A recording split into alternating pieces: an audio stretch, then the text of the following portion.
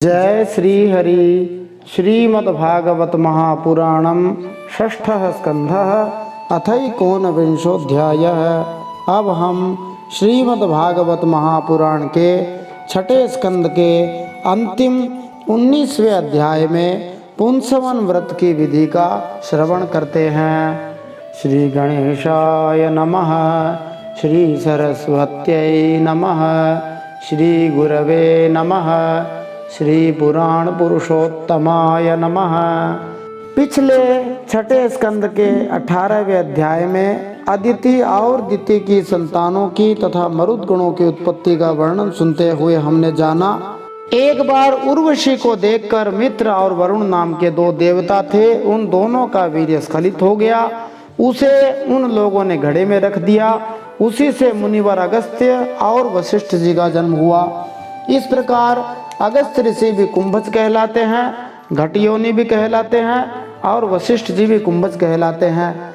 आधुनिक विज्ञान के अंदर टेस्ट ट्यूब बेबीज को उत्पन्न किया जाता है, लेकिन बहुत काल पहले भारतवर्ष में इस प्रकार की विधि से अगस्त्य जी और वशिष्ठ ऋषि उत्पन्न हुए थे। देवराज इंद्र की पत्नी थी शची, जिनके पिता का नाम था पुलोम। देवराज इंद्र और शची के 3 संतानें हुई, जयंत, ऋषभ और वीणवान। हिरण्यकशिपु और हिरण्याक्ष की बहन थी सिम्हिका, जिसका विवाह विप्रचित्ति नामक दानव से हुआ था। सिम्हिका और विप्रचित्ति के राहु नामक पुत्र हुआ था। इस प्रकार प्रहलाद महाराज के राहु बुआ के बेटे लगते थे। राध की पत्नी थी धमनी, उसके 2 पुत्र हुए वातापी और इलवल। इस इलवल ने ही महर्षि अगस्त्य के आतिथ्य के समय वातापी को पकाकर उन्हें खिला दिया था। इसकी कथा रामायण के अंदर विस्तार से आती है। एक बार अगस्त्य ऋषि की पत्नी ने उनसे एक सुंदर महल की याचना की। अगस्त्य ऋषि एक राजा के पास गए और उससे कहा, तुम्हारी जो शुद्ध कमाई है उसमें से कुछ हिस्सा मुझे दे दो।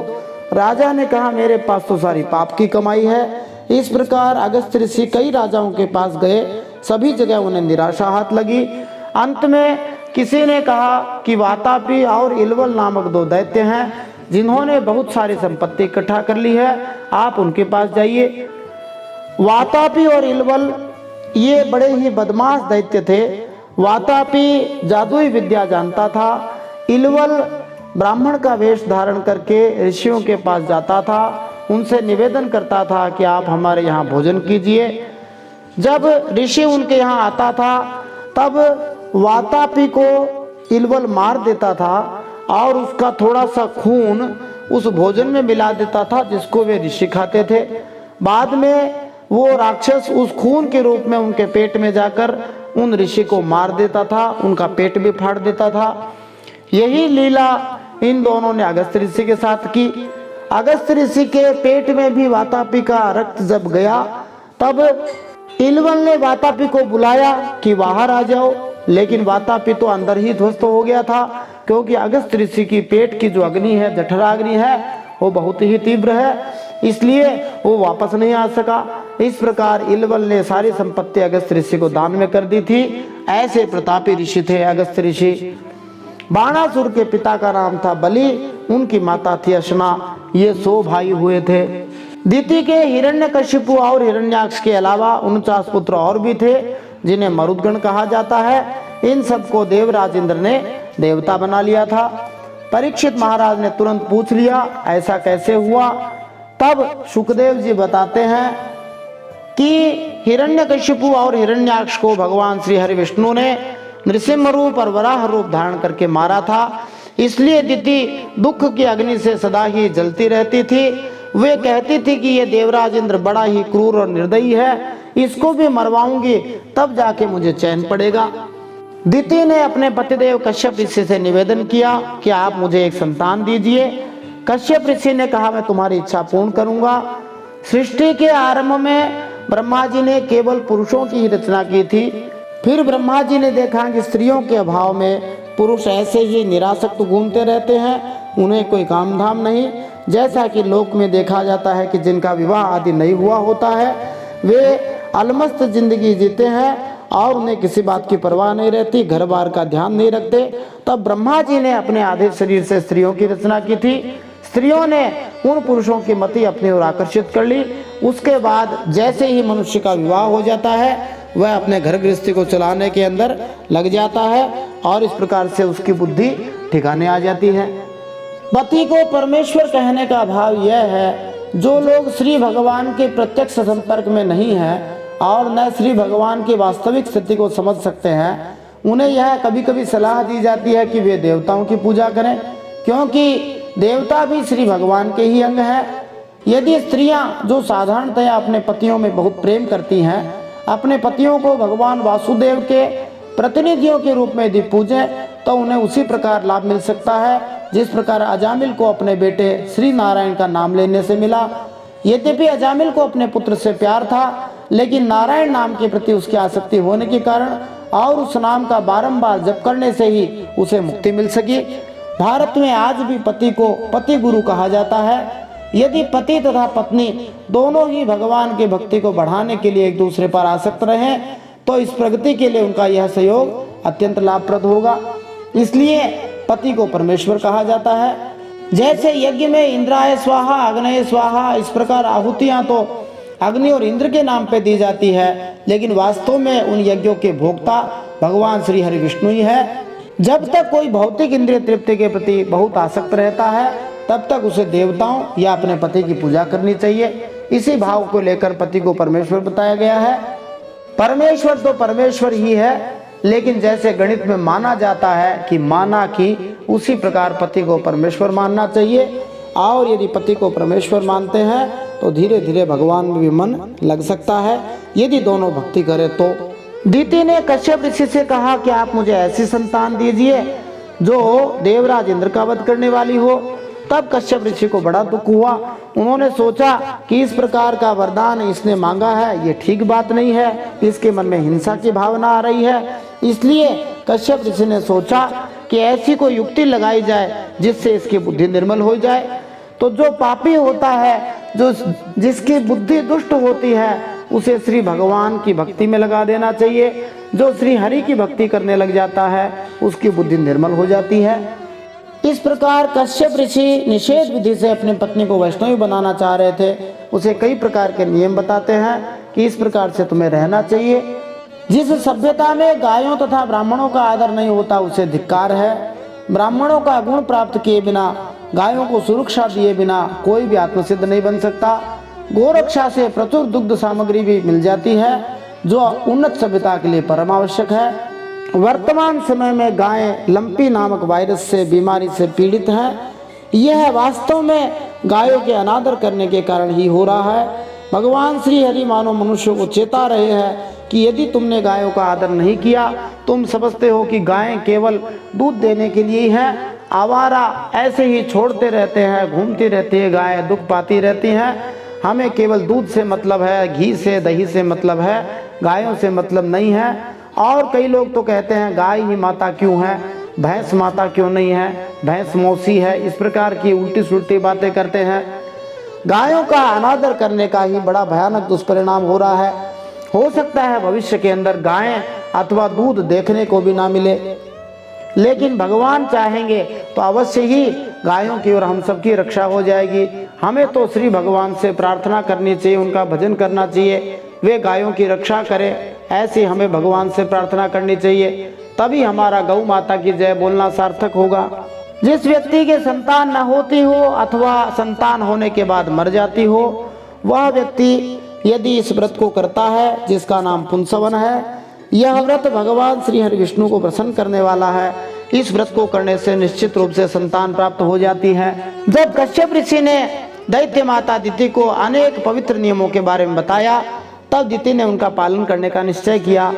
देवराज इंद्र दिति के पास जाते हैं जो उनकी मौसी लगती है, अपना भेष बदल करके उनके आश्रम पर गए और उसकी सेवा करने लग गए। लेकिन वास्तव में वे सेवा इसीलिए करने गए थे ताकि उसकी गलती पकड़ सके। गोस्वामी तुलसीदास जी ने देवताओं के स्वभाव के बारे में बताया है, आये देव सदा सारथी, आये देव सदा स्वार्थी, बचन कहे जनु परमार्थी। देवता सदा ही स्वार्थी होते हैं, वचन उनके परमार्थियों जैसे होते हैं। एक दिन देवराज इंद्र ने देखा कि रात्रि काल में झूठे मुंह बिना आचमन किए, बिना पैर धोई ही दैत्य माता दिति सो गई। तब देवराज इंद्र ने मौका देखकर उसके गर्भ में प्रवेश कर लिया। इसीलिए कहा जाता है कि रात्रि के समय झूठे मुंह बिना आचमन किए, बिना पैर धोए सोने से भूत प्रेत पिशाच आदि की पीड़ा आ सकती है। देवराज इंद्र ने उसके गर्भ में प्रवेश करके उस गर्भ के 60 टुकड़े कर दिए, लेकिन वह मरा नहीं। सुखदेव जी कहते हैं कि परीक्षित, जैसे अश्वत्थामा के ब्रह्मास्त्र से तुम्हारा कुछ भी अनिष्ट नहीं हुआ था, वैसे ही भगवान श्री हरि की कृपा से, क्योंकि दिति जो दैत्य माता थी भगवान श्री हरि का 1 वर्ष के लिए अनुष्ठान कर रही थी, तब श्री हरि की कृपा से 60 टुकड़े होने के बाद भी वह मरा नहीं। फिर भी जब नहीं मरा, तब देवराज इंद्र ने एक बार फिर से उस पर प्रहार किया तो 7 गर्भ 60 टुकड़ों में और बट गए। इस प्रकार वे 49 मरुदगण हो गए। जो मनुष्य एक बार भी आदि पुरुष भगवान नारायण की आराधना कर लेता है, वह उनकी समानता प्राप्त कर लेता है। फिर द्वितीय ने तो 1 वर्ष से थोड़े ही समय कम के लिए भगवान की आराधना की थी। इस प्रकार उनके गर्भ की मृत्यु नहीं हुई और 49 बेटे उनके उत्पन्न हो गए। इन्हीं को 49 प्रकार की वायु कहा जाता है। गोस्वामी तुलसीदास जी ने सुंदरकांड में कहा भी है, हरि प्रेरित ते ही अवसर चले मरुत 49। तो 49 जो मरुत है उन्हीं को मरुदगण कहा जाता है। बाद में देवराज इंद्र ने इन्हें देवता बना लिया था। जो लोग निष्काम भाव से श्री भगवान की आराधना करते हैं और दूसरी वस्तुओं की तो बात ही क्या है, मोक्ष की भी इच्छा नहीं करते, वे ही अपने स्वार्थ और परमार्थ को समझने में निपुण हैं।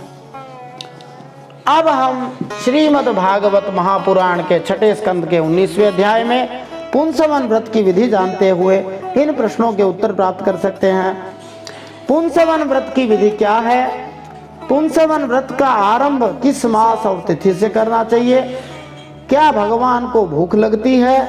लक्ष्मी भगवान नारायण सहित अथवा रहित कैसी अच्छी है? नहाने का सही तरीका क्या है? समस्त ऐश्वर्यों की प्राप्ति के लिए किसकी पूजा करें? पत्नी के रजोधर्म आदि के समय इस पुंसवन व्रत का पालन किस प्रकार करना चाहिए? इस व्रत का उद्यापन कब करना चाहिए? सुयोग्य पति, चिरायु पुत्र, सौभाग्य, सौंदर्य, रोग मुक्ति के लिए, श्राद्ध में पितरों की तृप्ति के लिए कौन सा व्रत किया जाना चाहिए? पति या पत्नी को एक दूसरे के पुण्य किस प्रकार मिल सकते हैं?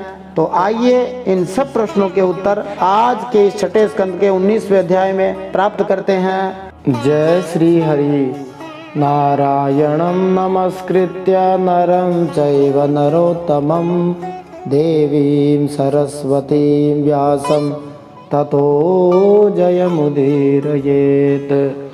भगवान श्री नरनारायण को प्रणाम करते हुए श्री गणेश जी महाराज, माता सरस्वती, वेदव्यास भगवान को प्रणाम करते हुए, हृदय आराध्य श्री हरिचरणों में प्रणाम करते हुए, भगवत स्वरूप श्रीमद् भागवत को प्रणाम करते हुए, श्री सुखदेव मुनि और परीक्षित महाराज को प्रणाम करते हुए, अनंत कोटि सब संत महात्माओं वैष्णवों को प्रणाम करते हुए, अब हम श्रीमद् भागवत महापुराण के 6ठे स्कंद के अंतिम अध्याय 19वें अध्याय का श्रवण करते हैं। इसमें हम पुंसवन व्रत की विधि का ज्ञान प्राप्त करेंगे। जिनके संतान नहीं हो रही हो उनके लिए यह व्रत बहुत ही अच्छा है। श्रीमद् भागवत महापुराणम 6ठः स्कंधः अथैकोनविंशोऽध्यायः। राजोवाच व्रतं पुंसवनं ब्रह्मन् भवता यदुदीरितं तस्य वेदितुमिच्छामि येन विष्णुः प्रसीदति। श्रीशुक उवाच शुक्ले मार्गशिरे पक्षे योषित भर्तुरनुज्ञया आरभेत व्रतमिदं सार्वकामिकमादितः। परीक्षित महाराज सुखदेव जी से पूछते हैं, आपने अभी अभी पुंसवन व्रत का वर्णन किया है और कहा है कि उससे भगवान विष्णु प्रसन्न हो जाते हैं। अब मैं उसकी विधि जानना चाहता हूँ। श्री सुखदेव जी कहते हैं, हे परीक्षित, यह पुंसवन व्रत सभी कामनाओं को पूरा करने वाला है। स्त्री को चाहिए कि वह अपने पतिदेव की आज्ञा लेकर मार्गशीर्ष अर्थात जिसको अगहन मास कहा जाता है, जो अंग्रेजी महीनों के हिसाब से नवंबर दिसंबर के बीच में आता है, इस मार्गशीर्ष मास के शुक्ल पक्ष प्रतिपदा से इसका आरंभ करना चाहिए। निशम्य मरुतां जन्म ब्राह्मणान् अनुमन्त्र्य च स्नात्वा शुक्लदते शुक्ले वसितालंकृतांबरे पूजयेत् प्रातराशात् प्राग भगवन्तं श्रिया सह। पहले मरुदगण के जन्म की कथा सुनकर ब्राह्मणों से आज्ञा ले, फिर प्रतिदिन सवेरे दांतुन आदि से दांत साफ करके स्नान करे, 2 सफेद वस्त्र धारण करे और आभूषण भी पहन ले। सुबह सुबह कुछ भी खाने से पहले ही भगवान लक्ष्मी नारायण की पूजा करे। इस प्रकार प्रार्थना करनी चाहिए। अलम ते निरपेक्षाय पूर्ण काम नमोस्तुते महाविभूति पतये नमः सकल सिद्धये यथा त्वं कृपया भूत्या तेजसा महिनौजसा दुष्टैष गुणैः सर्वैः ततोऽसि भगवान प्रभु। तब वह श्री भगवान नारायण किस प्रकार प्रार्थना करे, हे प्रभु आप पूर्ण काम है, अतएव आपको किसी से भी कुछ लेना देना नहीं है। आप सभी विभूतियों के स्वामी और सकल सिद्धि स्वरूप हैं। मैं आपको बार बार नमस्कार करती हूँ। भक्त की जो भी आवश्यकता होती है भगवान उसकी पूर्ति करते हैं। तेषा नित्याभियुक्तानां योगक्षेमं वहाम्यहम्, भगवत गीता का वचन है।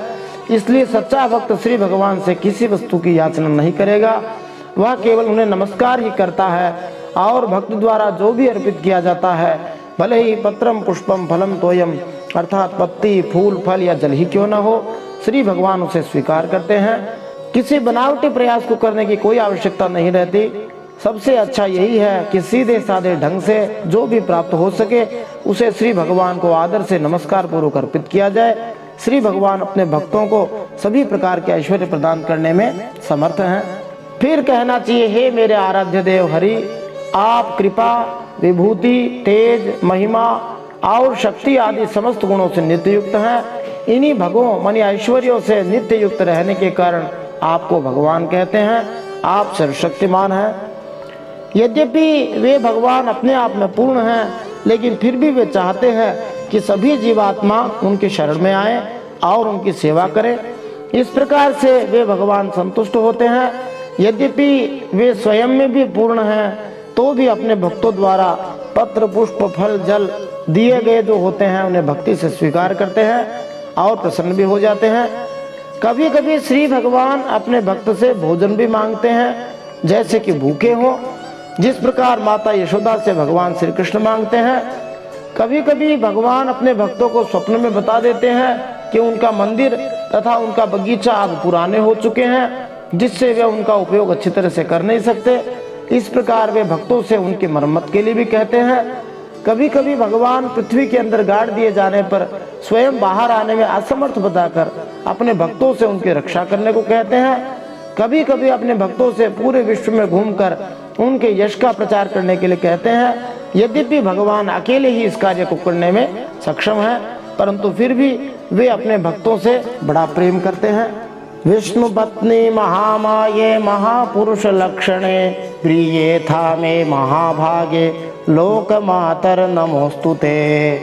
भगवान श्री विष्णु को समुचित नमस्कार करने के बाद भक्तों को चाहिए कि वे भाग्य की देवी लक्ष्मी माता को सादर नमस्कार करें और इस प्रकार प्रार्थना करें, हे श्री विष्णु पत्नी, हे भगवान श्री विष्णु की अंतरंगी शक्ति, आप श्री विष्णु के ही समान श्रेष्ठ हैं, क्योंकि आप में भी उनके सारे गुण तथा ऐश्वर्य निहित हैं। हे लक्ष्मी देवी, आप मुझ पर कृपालु हो जाएं। हे जगन माता, मैं आपको सादर नमस्कार करती हूँ। माता लक्ष्मी भगवान श्री विष्णु की नित्य संगिनी है। वे दोनों सदा ही साथ रहते हैं।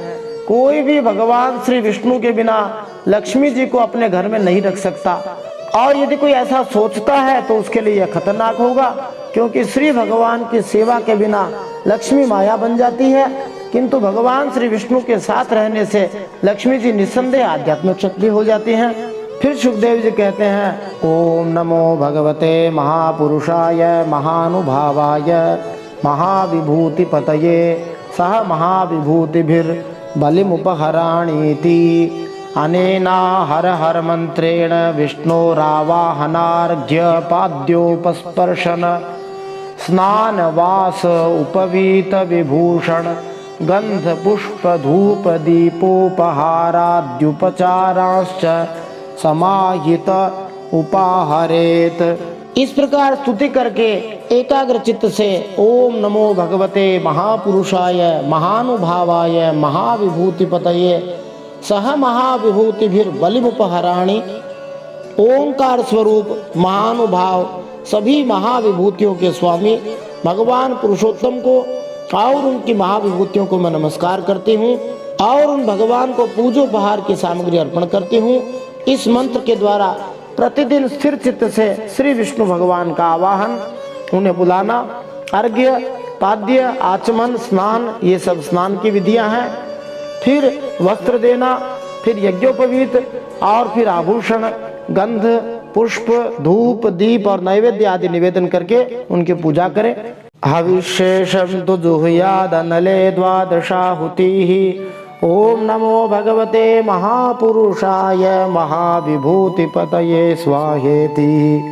श्रियं विष्णुं च वरदा वार्षिषां प्रभवावुभौ भक्त्या सम्पूजये नित्यं यदीच्छेत् सर्वसंपदः।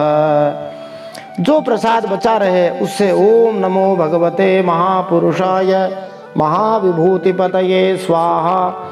महान ऐश्वर्य के अधिपति भगवान पुरुषोत्तम को नमस्कार है।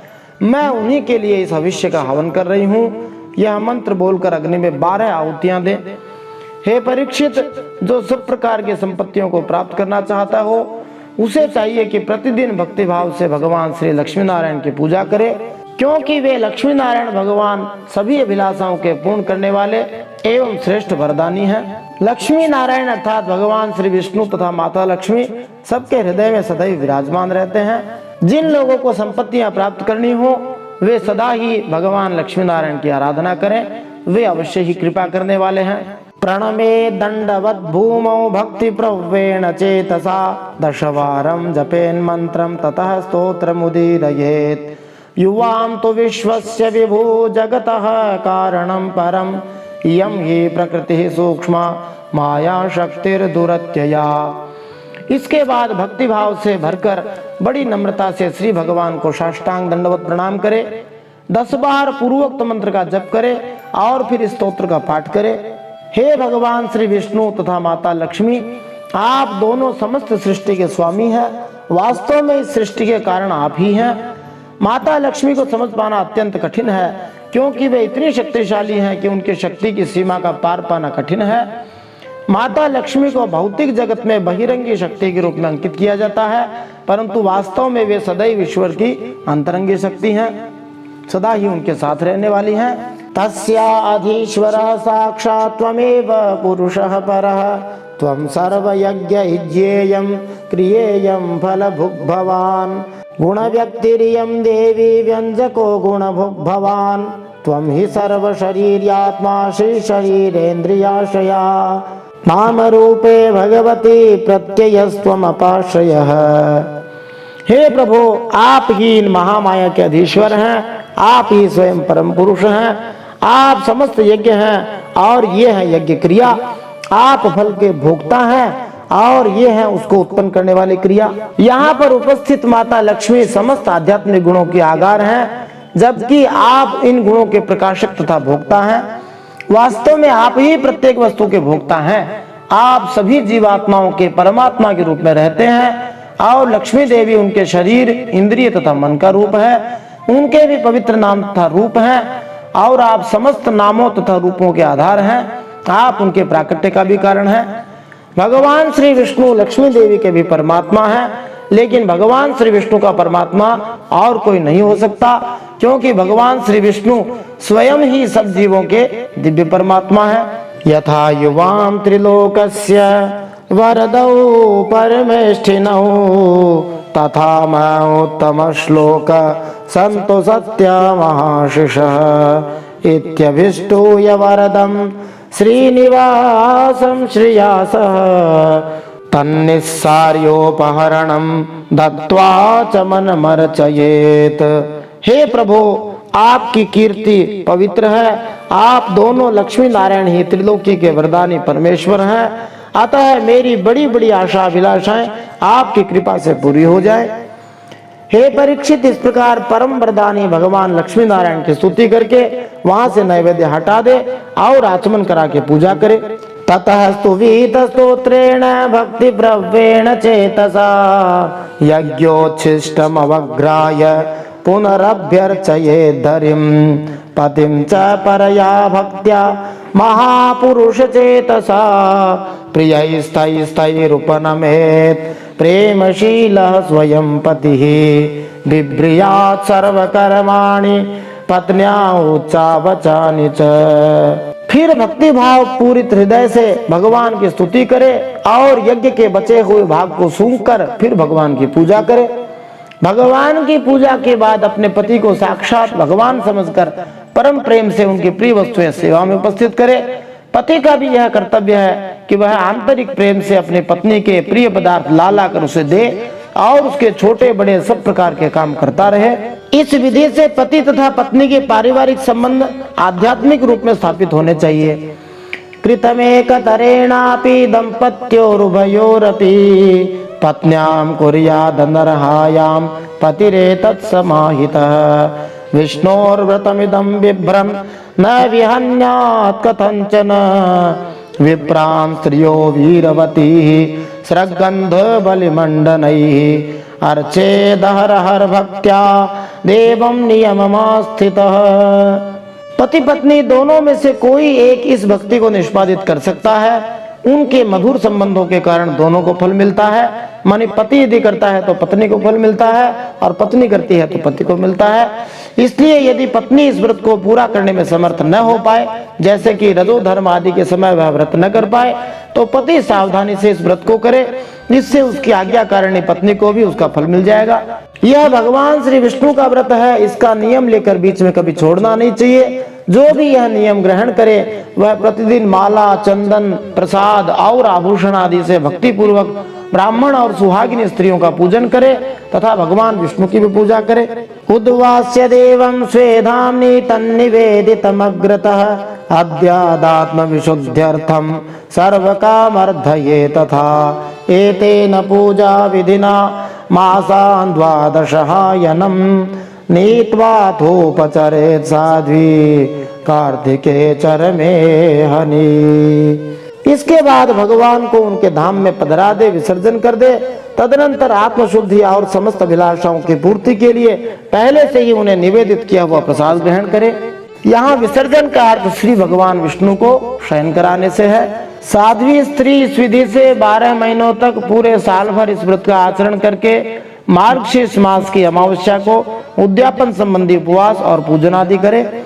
श्वोभूतेप उपस्पृश्य कृष्णमभ्यर्च्य पूर्ववत् पयश्चितेन जुहुयात् चरुणा सह सर्पिषा पाकयज्ञ विधानेन द्वादशैवाहुतिः पति आशिषः शिरसादाय द्विजैः प्रीतैः समीरिताः प्रणम्य शिरसा भक्त्या भुञ्जीत तदनुज्ञया। उस दिन प्रातः काल स्नान करके पूर्ववत भगवान विष्णु का पूजन करे और उसका पति पाक यज्ञ की विधि से घी से मिली हुई खीर की अग्नि में 12 आहुति दे। फिर जब ब्राह्मण प्रसन्न होकर उन्हें आशीर्वाद दे तो बड़े आदर से उन्हें सिर झुकाकर प्रणाम करना चाहिए, उसको स्वीकार करना चाहिए। भक्ति भाव से माथा टेक कर उनके चरणों में प्रणाम करे और उनकी आज्ञा लेकर भोजन करे। आचार्यमग्रतः कृत्वा वाग्यतः सह बन्धुभिः दद्यात् पत्न्यै चरोः शेषं सुप्रजास्त्वं सुसौभगम्।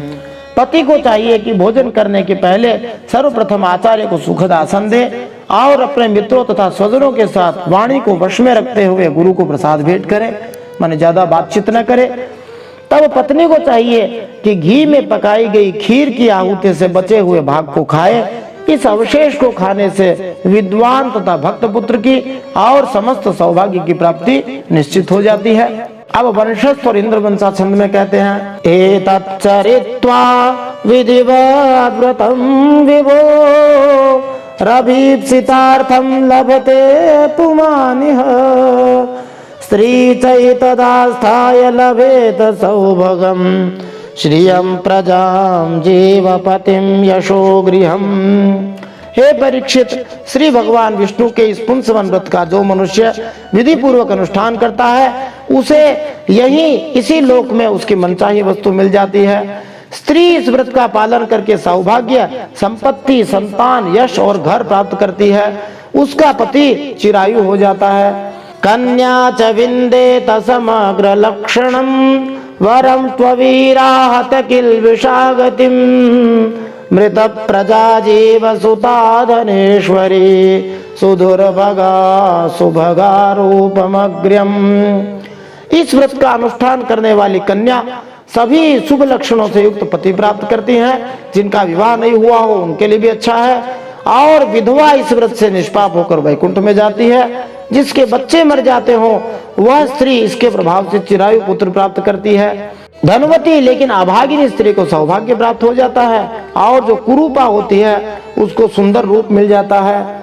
अब श्री सुखदेव जी उपजाति छंद में कहते हैं, विंदे द्विरूपा विरुजा विमोच्यते यामयावीन्द्रिय कल्पदेहम् एतत् पठन् भ्युदये च कर्मन् न्यनन्त प्रीति पितृदेवतानाम्।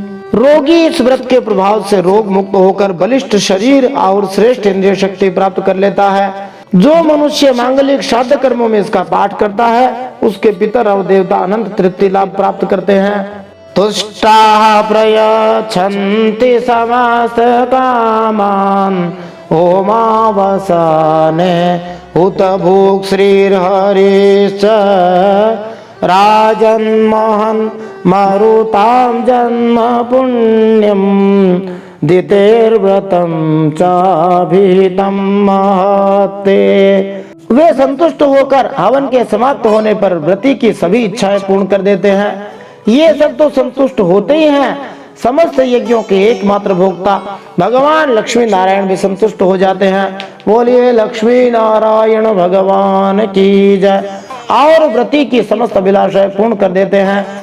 हे परीक्षित, मैंने तुम्हें मरुदगण की आदरणीय और पुण्यप्रद जन्म कथा सुनाई और साथ ही दिति के श्रेष्ठ पुंसवन व्रत का भी वर्णन सुना दिया। इति श्रीमद्भागवते महापुराणे वैयासिक्याम् अष्टादश साहस्र्यां पारमहंस्यां संहितायां षष्ठ स्कंधे पुंसवन व्रत कथनम नामैकोनविंशोऽध्यायः। श्रीमन्नारायणार्पणमस्तु। इति षष्ठः स्कंधः समाप्तः। श्रीमन्नारायणार्पणमस्तु। हरि ओम तत्सत्। इस प्रकार श्रीमद् भागवत महापुराण जो श्री व्यास देव जी के द्वारा लिखी गई 18,000 श्लोकों वाली परमहंसों की संहिता है, उसके छठे स्कंद में पुंसवन व्रत कथन नामक 19वां अध्याय, जो इस स्कंद का अंतिम अध्याय है, भगवान श्री नारायण के चरणों में समर्पित हो। इस प्रकार यह पूरा छठा स्कंद समाप्त होता है। भगवान श्री नारायण के चरणों में समर्पित हो। हरि ओम तत्सत्।